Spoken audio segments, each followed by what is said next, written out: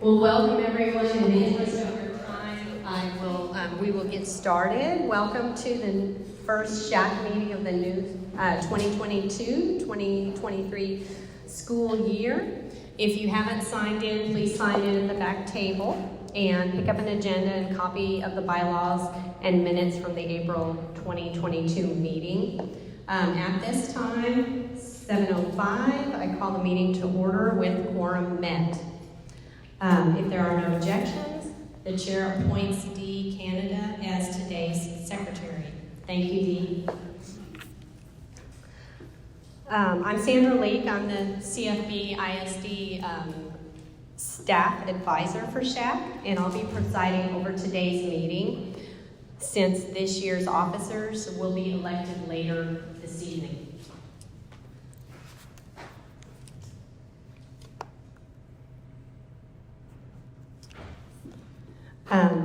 At this time, we typically would approve meeting minutes from the previous meeting. However, since this is the first meeting of the 2022-2023 school year, and we have new members, we will not do so at this time.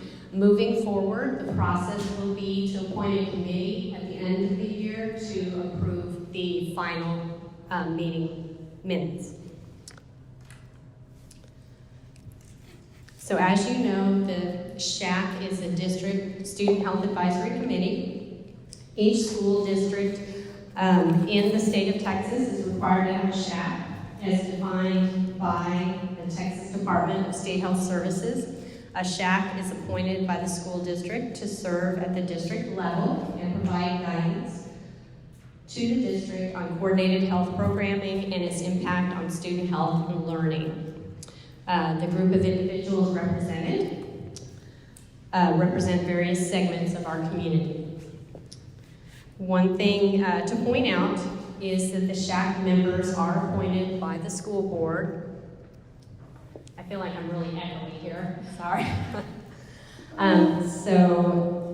Only the appointed members are authorized to make motions, discuss, and vote. The rest of you are considered visitors. Visitors are welcome and encouraged. However, the visitors don't ask questions, contribute to discussion, or vote in the general meeting. There is an opportunity for visitors to address SHAC members with their comments and concerns during audience for guests. So if you would like to participate in audience for guests, please submit your request to Dee here in front at this time. So she has a form to fill out if you would like to speak at tonight's meeting. Speak slower. Okay. My apologies. I was speaking a little too fast for the translation in the back, so I'll slow it down. My apologies. So are there any questions thus far?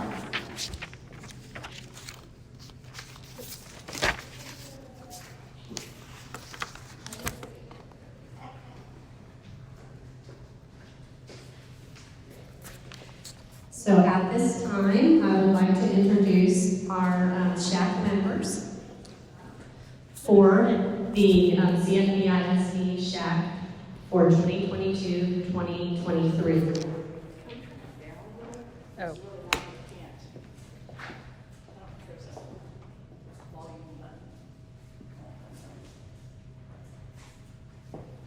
I hold it down there, is it better?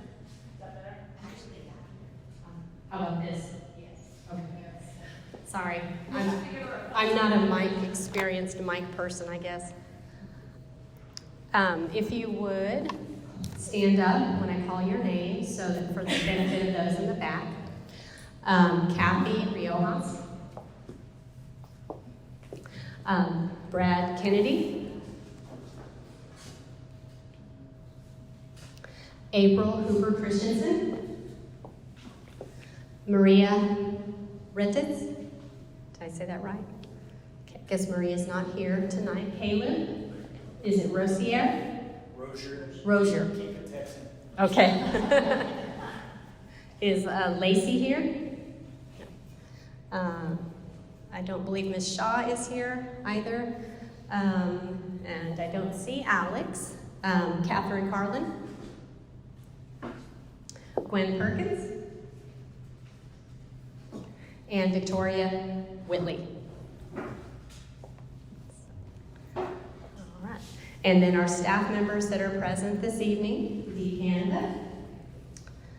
Sally Derrick is at a board meeting, so she asked me to give you her regrets that she was not here, that she will typically attend. Myself, Sandra Leek. Renee Putter, I know, is traveling. Linda was here earlier, not sure. Veronica Morales. Elizabeth McKinney. And that's all in attendance this evening. So, since this is the first meeting of the 2022-2023 school year, there's no old business, so we will move on to new business. Our new business is the Cfbisd SHAC Bylaws revision, and this will be led by Catherine Carlin, Chair of the Bylaw Committee.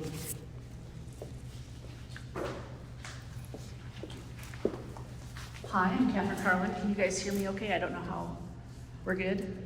I kind of want to use my mom voice. That's not good here. Chairman of the Bylaw Committee is kind of like an overstatement of kind of what we did. Over the summer, Linda Villamoret and Sylvia Meswera and I met to kind of go over the bylaws. And we're like PTA girls, so, bylaws is kind of our thing.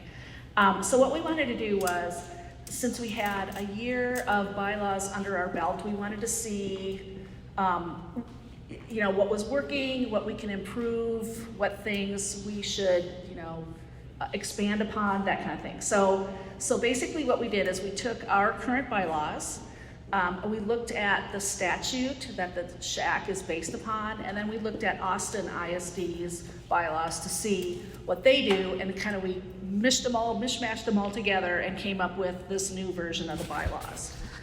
So I'm sure that everyone has read this. Like, nobody is looking at me.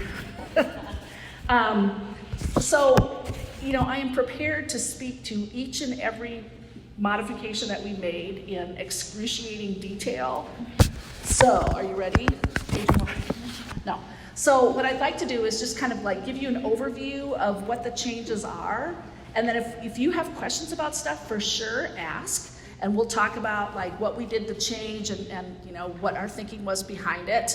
But essentially, our bylaws really kind of, in essence, haven't changed. So what we've done in some areas is we've kind of broadened the language so that we didn't paint ourselves in a corner on certain things. So, in bylaws, if you write it down, that's what you're doing, right? So if you say, we're gonna have 12 meetings this year, we have to have 12 meetings this year. So there were some sections in the bylaws that were really specific. I'm from the north. So there were some areas that were really super specific on what we're covering, and when we went back to look at the statute, it had really broad language. So we thought that that was better, that we could say, we want to add something that would be under the category of health services that we didn't actually have to write verbatim in there. Does that kind of make sense? Okay. So, but the one kind of big change that we made was that in the previous bylaws, we had the officers elected at this meeting, right, the first meeting of the year, and we wanted to move that to the final meeting of the previous year. So by that final meeting, the trustees have already appointed whoever they want to be on the SHAC for the next year. So we thought that would give the officers time over the summer to be able to plan if they wanted to do that. So that's like the big change in this. Are there any questions? Was there any piece of the bylaws that you're in violent disagreement with? I did read through them, and they were very clear and concise, and I thought that they were very well done. And did leave Thank you. enough room, not too much specificity, so I thought. Okay, good, thank you. Now, the one thing that has come up is that is whether we need a parliamentarian. So for those of you that were here last year, there was one meeting that I think if we would have kind of stuck to the bylaws or kind of referred to the bylaws, it might have been helpful to get us through a little bit. So that would have been, like the parliamentarian is always kind of, the wet blanket bad guy in this. It might have been good to have that.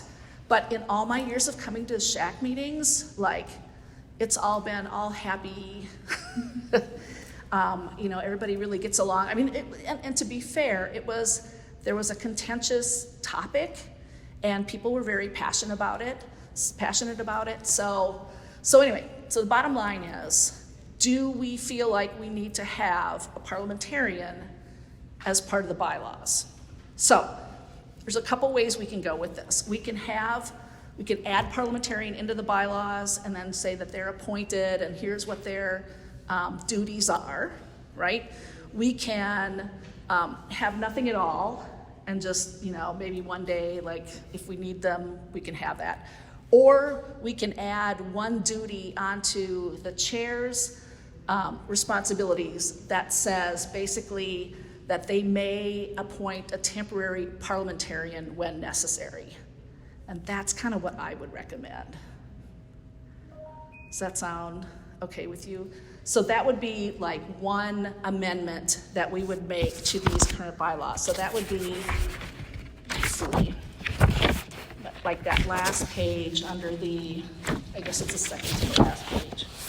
Under the responsibilities of the chair, we would add, under the appoint committees when necessary, we would add appoint a temporary parliamentarian if necessary. That would be the language that we would add. Are you guys good with that? Catherine, can you go, what would that look like? Is that appointing somebody before a meeting? That's what I think. I think if it's really heated, because I think that there's a certain level of formality and red tape that makes it sound like we have a parliamentarian, now we have a sergeant at arms and all kinds of crazy stuff, right? So we could. So at every meeting, the chair could just say, for this meeting, I appoint Jane Doe as our temporary, and we could just go with it. Because you're right, it's if it gets heated, then it looks like, we're calling in reinforcements.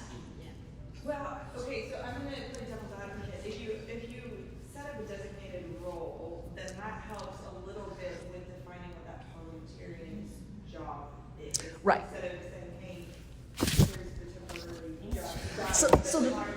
So the thing is, right, so if we add parliamentarian in there, then we have to have a parliamentarian every time.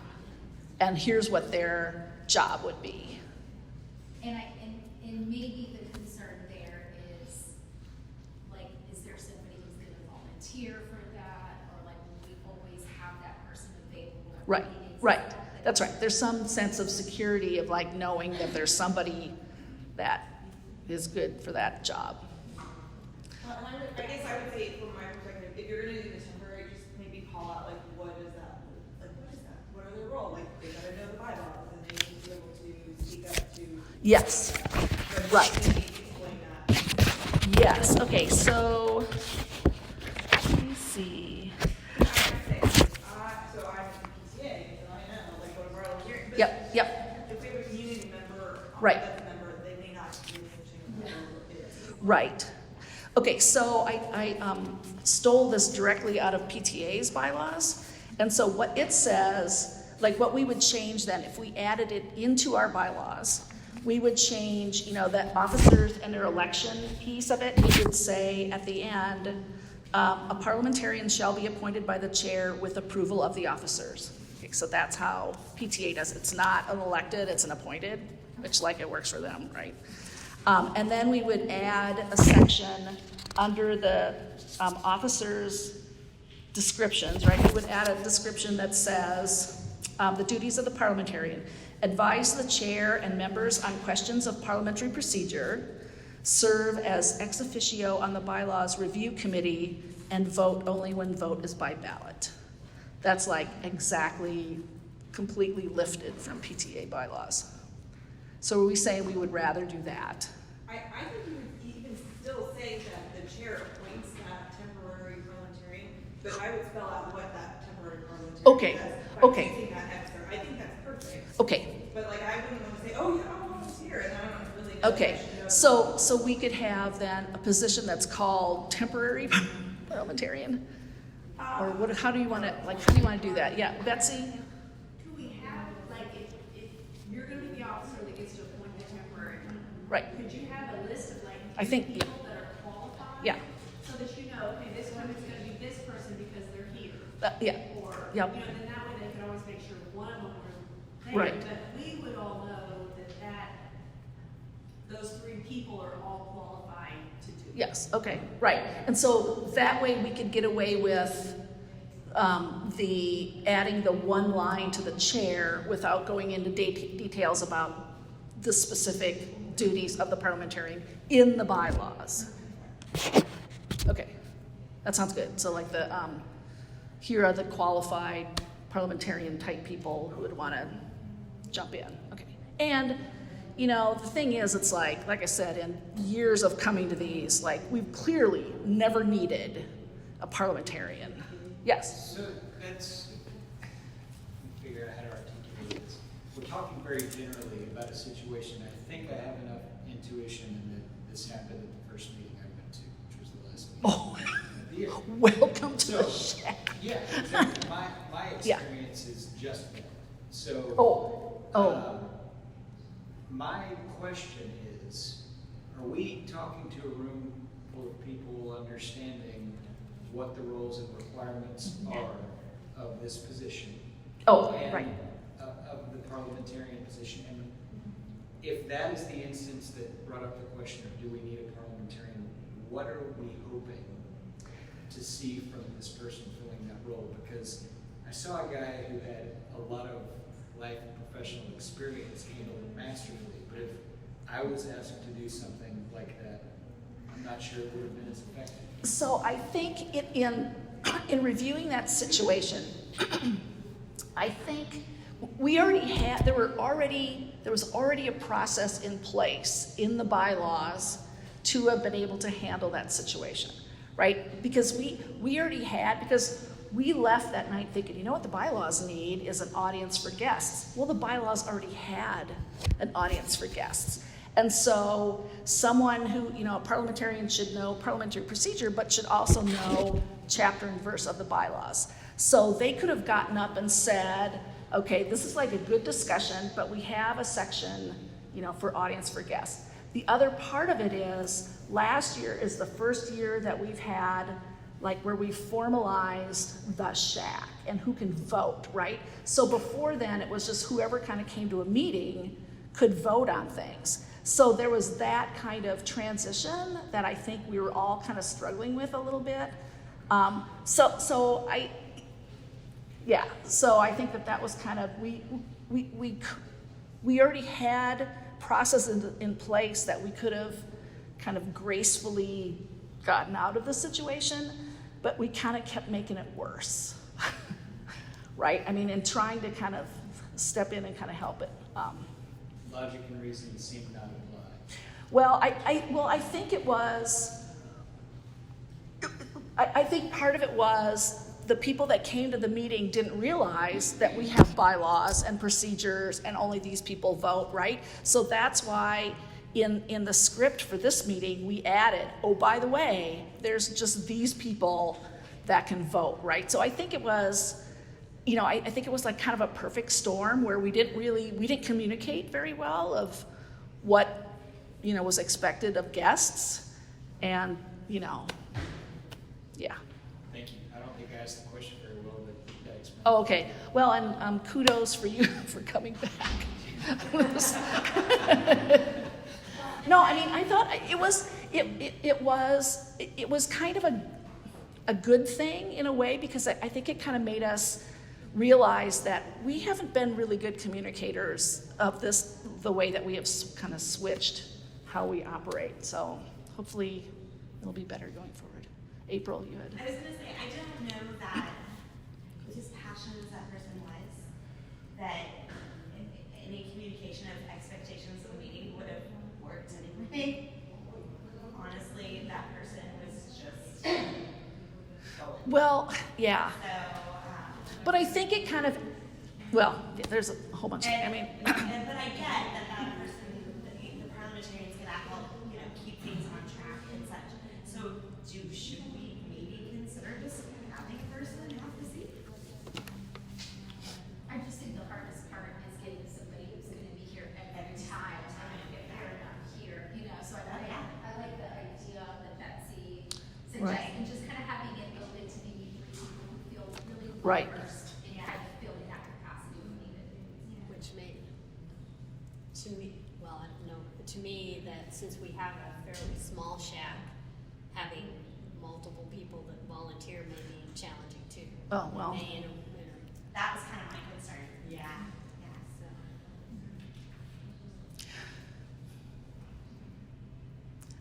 so then but another question would be, because they can't vote, because now the parliamentarian can't vote, right? So it kind of takes away one voter. So it could just be a staff member could do it easily as well. A smart solution. I am hopeful. I mean, for me, I am hopeful that when we kind of, lay it out, right? Like here's like at a school board meeting, right? You don't chime in when they're discussing things, right? I mean, because they say, in the beginning, here's who's voting. You have a chance to speak at this, portion of the meeting.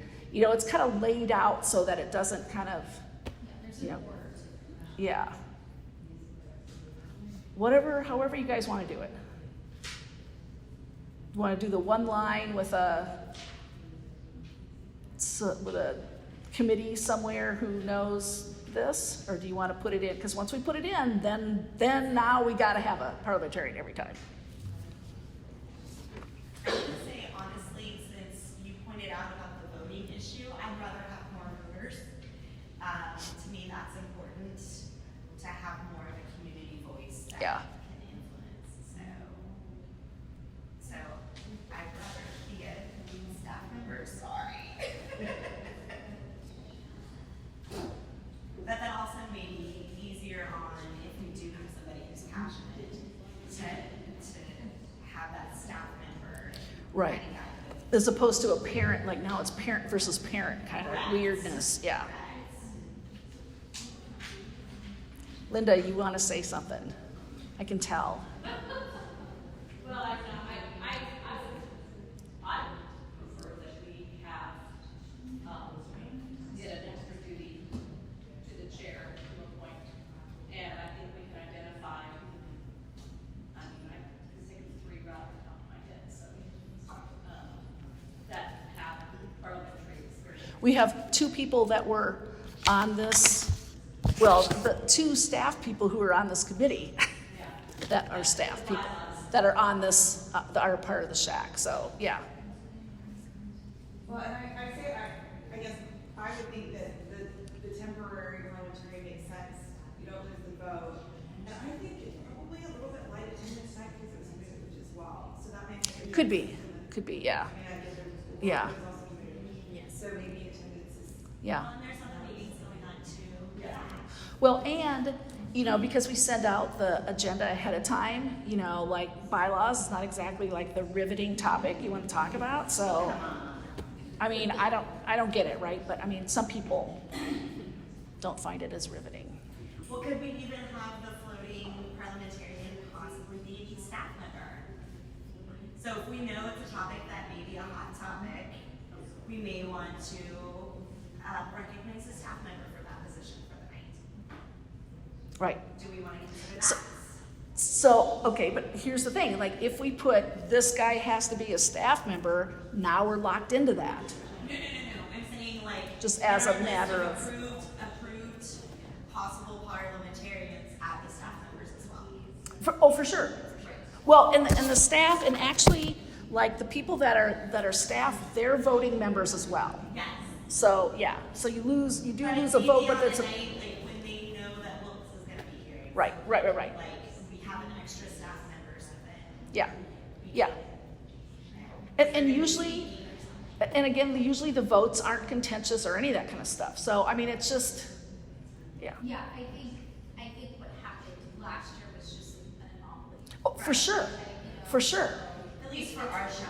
It's possible that this parliamentarian, they never really had Well, to. right. lay down the bylaws. Right.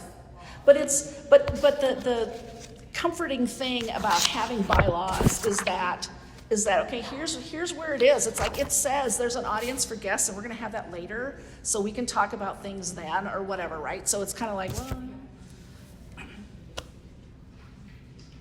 okay. So then let me, are we good then? I thought I was gonna short circuit this and here I am.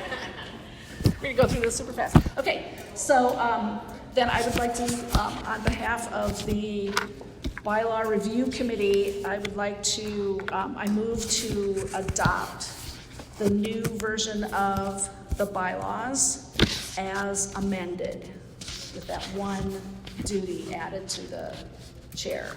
I second it. Okay. All right. Back to you. All right, as we vote, remember that only the appointees to the SHAC are authorized to vote.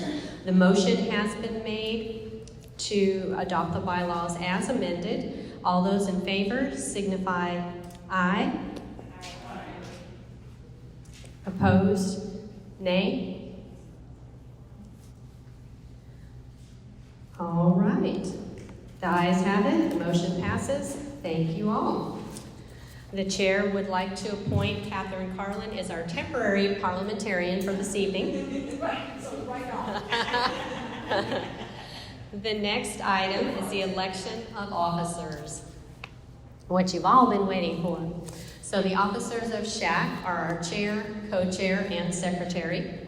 According to our bylaws, the chair or co-chair must be a parent member, and at least one of the remaining 2 officer positions must be held by a parent or community member not employed by the district. The 3rd position may be held by a Cfbisd employee. You must be a SHAC member to nominate or be nominated.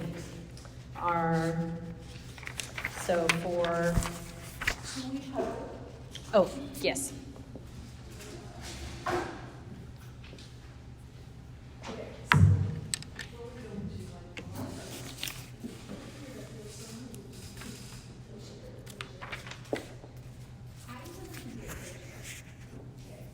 I tried secretary last year to so that's not for me.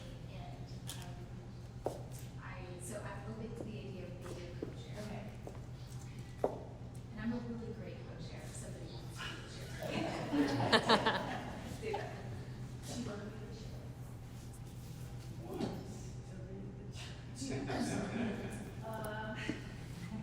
Would you be willing to?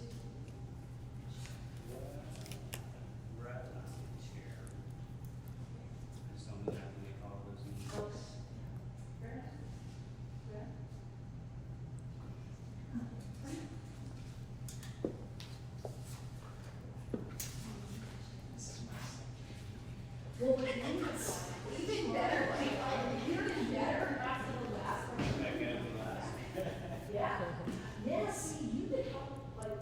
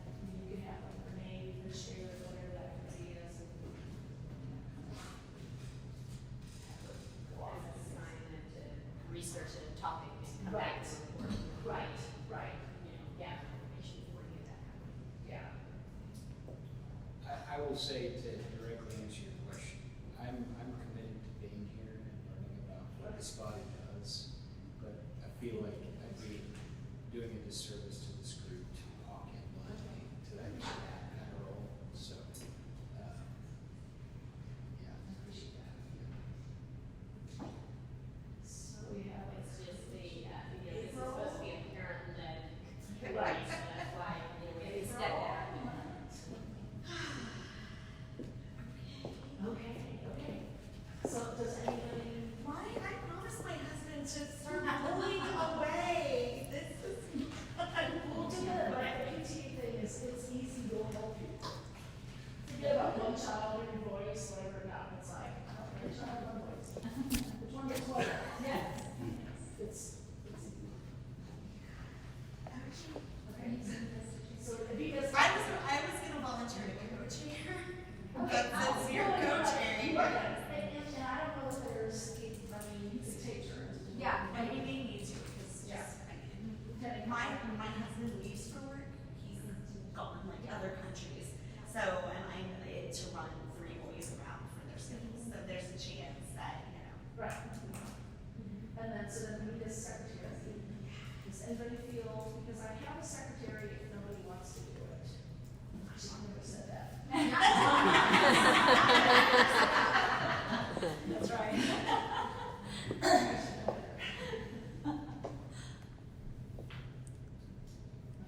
Do you know, good, you guys know Sylvia was where, that takes one person off from the potential, parliamentarian. But she's a. and if she's got to add Well, she's secretary. a secretary extraordinaire, I'm sorry. Can she do both? Parliamentarian. She probably could. Yeah. Yeah, because it's just a temporary position, Yeah, so. it's just an as-needed. Right, sure. Which one will be like? Years. Okay, so we're good, then we can, all right, Okay. so somebody has to nominate people. Is that, are we Okay. good? Are we Do you good? have like? Okay, so multiple I people? nominate Kathy to be co-chair. There we go, okay, Kathy, so, your turn to so nominate. Sanders in the front, Mrs. Okay. Taylor will- So nominations for the position of chair are now open. I nominate April Cooper Christensen to be chair of the SHAC. I say, Are there any other nominees?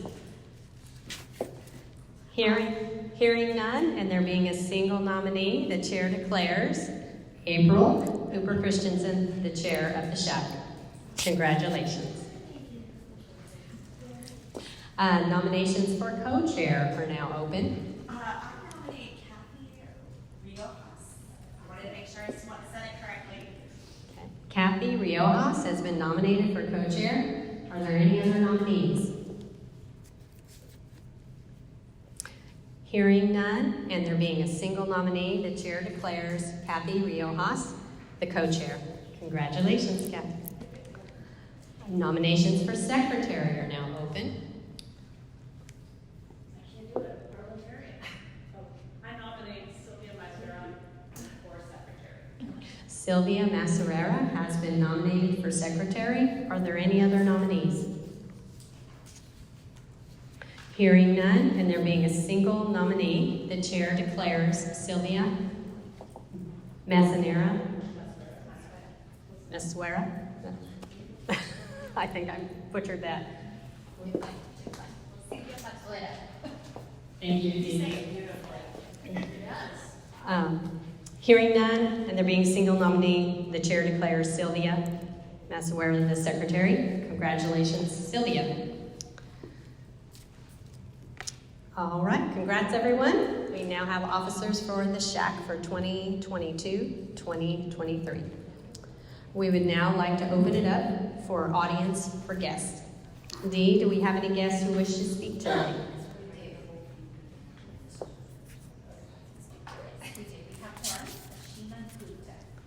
Ms. Ruta, would you like to come and speak?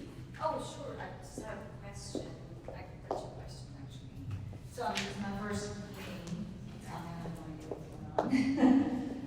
So I have a question about, I mean, is this the right place I can ask questions about health, nutrition, or is it suggestions, or is that a different place I need to do?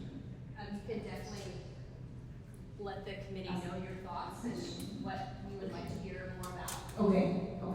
So I was just, wanting to know, so like, for example, there are different lunch breaks. So my son gets lunch break at 10:45, and it's a 30-minute break that includes going, seating, and it feels quite rushed. And then I believe that you could only, let's say if he's more hungry, then you would have to stand in line up front. Like you can't, after you finish your food, let's say you're more hungry, you can't get out and buy from the cafeteria. So I wasn't sure about that, if that's correct and why. But the other thing is that so after 11:15 until school ends at 3:45, there's no snack break. They can't eat anything. Kids, boys, I feel like they need to get a snack somewhere in there, and they're running from class to class. And so it's up to the discretion of the teachers if they would let the kid eat a snack in class, and the only class he can probably eat is writing or something, and he can't really eat there. So basically, they don't eat snack until they're done with school. And if it's an after-school club day, then it's like 4:45 by the time they get picked up. So I was just wondering, like, why can't we squeeze in like a 5-10 minute snack break somewhere? Because I think the kids probably need to eat a little more. That was one question, and also I understand like the food around the cafeteria. If you finish your lunch and you're too hungry, why can't you buy something in the cafeteria? And the third question was, if someone wants to become a member of the council, how do you do that?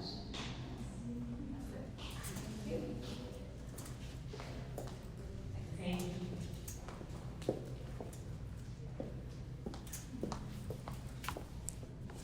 Do we have any others who wish to speak? Okay. All right, and our last item of discussion is, are there any other topics for upcoming meetings that the committee would like to see addressed? And I put on there a list from the SHAC website of different topics. We do have some speakers scheduled for tobacco, one on asthma, so we have some speakers already scheduled, but if you have any particular interest that you would like to see addressed, then please let us know. Yes, ma'am. I'd really like for us to engage in some conversations about mental health. I think that was something we focused a lot last year on one specific thing because of the textbook adoption. But I think mental health would be a conversation that I'd love our committee to engage in. Okay. And I know Lynn Torres is one of our speakers for next week, so she'd be a great person to ask some of those questions, or next month, excuse me, the next meeting. April, did you have a different topic? Actually, kind of going along with that, the state mandates that are required of the health education, like suicide, drugs, alcohol, tobacco, and such, how those are being addressed. And then I also was curious about elementary and middle school health education being addressed as well. I think that's. Ma'am? Oh, so I said to go along with what she said of mental health, I said suicide, and then other state mandates like drugs, alcohol, and tobacco.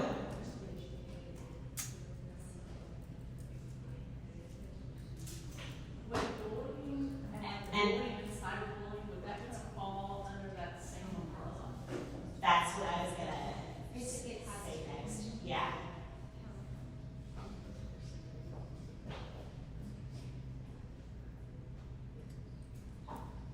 And she also mentioned bullying and cyberbullying. But then also elementary and middle school health education as well. Yeah. Yeah, thank you. And do our guests have any topics of interest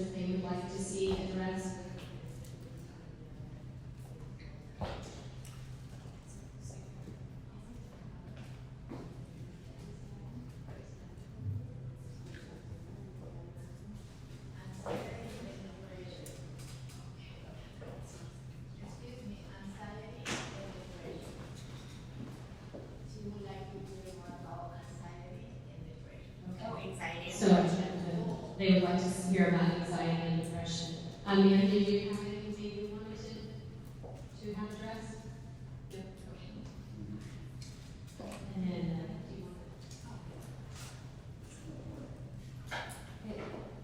Myself and Sylvia Eswera are the parent ed people in the district, and I just wanted to let you all know that we have a big event November 2nd at DeWitt Perry. It's for the whole district, the parents only, on the effects of pornography on our children. It is a huge issue right now. Lynn Torres is talking about it all the time. And we've talked about this since last year in our parent ed committee as to wanting it to be a topic. So we have, it will be an English session and a Spanish session, 2 separate sessions. And there are 2 people, LPCs, coming from Children's Hospital, their behavioral health workers.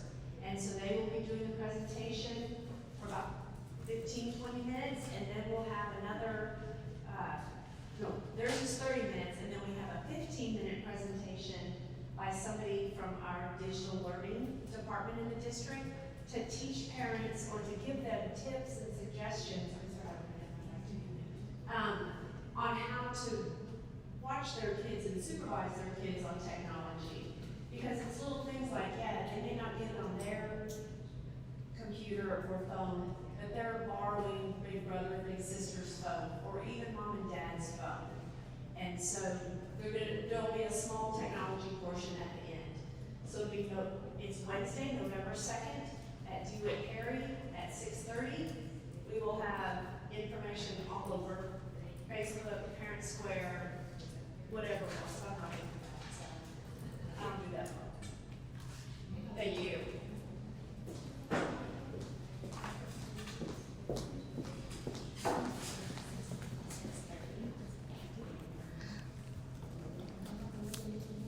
All right, are there any questions, anything else to discuss before we adjourn? The meeting on November 2nd, it will be only for parents or students? No, just parents. Just parents. Just parents. And we're planning on having childcare, like 3 months. All right.